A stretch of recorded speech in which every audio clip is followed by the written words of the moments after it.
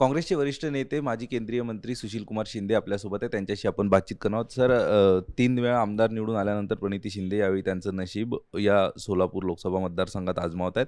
आपण देखील गेल्या निवडणुकीमध्ये या ठिकाणी उभे राहिला होतात. तुमचा भाजपाने पराभव केला होता. यावेळी राम सातपुते यांचं आव्हान प्रणिती शिंदे यांना कसं असेल आणि काय सांगा? खरं म्हणजे मी पराभूत झाले होतो ते आंबेडकर भाजप तर होताच, पण आंबेडकर इथं उमेदवार होते आणि बाबासाहेब आंबेडकरांचे ते म्हणजे ग्रँडचे नातू होते, त्यामुळे लोक भावनेनी त्यांना मतं दिली. पण तेही 3 लाखाच्या 2-2.5 लाखाच्या वर काही जाऊ शकले नाही यात. त्यामुळं भाजपची मतं आणि ही मतं ती एकत्रित झाली आणि माझा पराभव झाला. नाहीतर इथं माझाच विजय होता. यावेळी प्रणिती शिंदे यांच्या विजयाबद्दल कशा पद्धतीचं तुमचं गणित असणार आहे, कशी खात्री आहे? मला वाटतं की प्रणिती शिंदे ही सर्वधर्म समभावाचा प्रचार करते. भारतीय जनता पार्टी नुसता हिंदुत्वाचा प्रचार करते. त्यामुळं त्याचा खूप मोठ्या प्रमाणामध्ये परिणाम होईल. आणि दुसरी गोष्ट अशी की हे सगळे मोठे मोठे लोक इथं येतात, ते घाबरलेले दिसत आहेत. म्हणजे नरेंद्र मोदी आणि योगी आदित्यनाथ यांना 2 वेळा या जिल्ह्यात सभा कराव्या लागल्या. प्रणिती शिंदे यांच्या मतदारसंघात सभा कराव्या लागल्या. तर त्याचाच अर्थ मी सांगितला ना की एवढे मोठे नेते येतात, नुसते प्रधानमंत्री आणि हे नाही आले, तर गडकरी देखील आले. गडकरी, प्रधानमंत्री आणि उत्तर प्रदेशचे मुख्यमंत्री हे सगळे हिंदुत्ववादी लोक आहेत. ते सगळ्यांनी तीच भूमिका या ठिकाणी मांडली.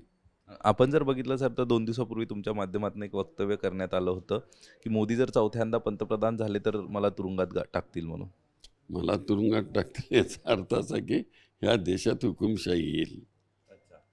सर, राम सातपुते जे भाजपाचे आमदार आहे, त्यांचं देखील एक या सगळ्या जिल्ह्यात काही काम आहे असं तुम्हाला वाटतं का? आणि ते प्रणिती शिंदे यांना लढत दिली? जिल्ह्यात तर कामच नाही आहे, पण त्यांच्या कॉन्स्टिट्युन्सीमध्ये जे काहीच काम नाही आहे. कारण त्याचे आमचे प्रमुख त्या ठिकाणी मोहिते पाटीलजी, तर त्यांनी स्टेटमेंट केलं की एका काडीचं देखील काम मतदारसंघात केलं नाही म्हणून. सर, तुम्ही आता धैर्यशील मोहितेंचा उल्लेख केला. सोलापूर जिल्ह्याचं बघायचं झालं तर रणजित नाईक निंबाळकर हे देखील त्या ठिकाणी त्यांचं नाव आपण बघितलं तर भाजपा असं सांगतं की पहिल्या देशातल्या टॉप 10 खासदारांमध्ये त्यांचं नाव आहे. अशावेळी धैर्यशील मोहिते विरुद्ध नाईक निंबाळकर हा सामना कसा निघेल? नाही, धैर्यशील राव शांतपणानं काम करणारा नेता आहे. त्यांनी अतिशय चांगल्या तऱ्हेनं इथं आमच्या जिल्ह्यामध्ये काम केलेलं आहे. यामुळे मला त्याच्याविषयी पूर्ण कल्पना आहे की ते निवडून येतील.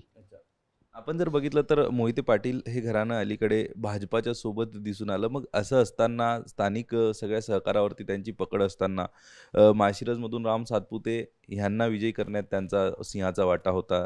रणजित नाईक निंबाळकर ह्यांचे जर आपण बघितले तर सातारा जिल्ह्यातले फक्त 2च मतदारसंघ, विधानसभेचे 2 तालुके त्यांच्याकडे असतात. असं सगळं असताना जर मोठी ताकद धैर्यशील मोहितेंनी भाजपासाठी उभी केली होती प्रत्येक निवडणुकीत, तर भाजपांनी त्यांना डावलण्याचं कारण काय?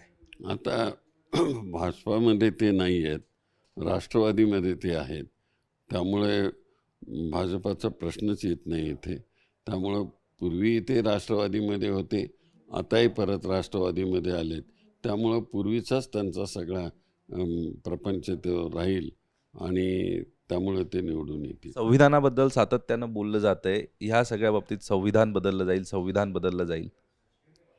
संविधान ते त्यांचे 2 जे खासदार आहेत, जाहीरपणानं त्यांनी सांगितलं की आमची जर मेजॉरिटी आली तर आम्ही घटना बदलल्याशिवाय राहणार नाही म्हणून. याचा अर्थ काय? त्यांचं कुठेतरी आत शिजलेलं आहे. पण तुम्हाला असं वाटतंय की संविधान बदलायसाठी त्यांना जो पुरेसा आकडा आहे, 400 पार जसं म्हणतायत, तसं जाईल भाजपा? नाही, मला नाही वाटत 200च्या वर ते जाणार नाहीत. पण आपण बघतोय भारतीय जनता पक्ष हा 200 मतांच्या 200 उमेदवार त्यांचे निवडून येतील, त्याच्या पुढे जाणार नाही, अशा प्रकारचा विश्वास सुशीलकुमार शिंदे यांनी व्यक्त केलाय. प्रणिती शिंदे यांचं चांगलं काम आहे आणि जनता नक्कीच त्यांना निवडून देतील असंही त्यांच्याकडनं सांगण्यात येते. कॅमेरा पर्सन जितेंद्र वाघमारेसह मी अक्षय कुडकेलवार, NDTV मराठी, सोलापूर.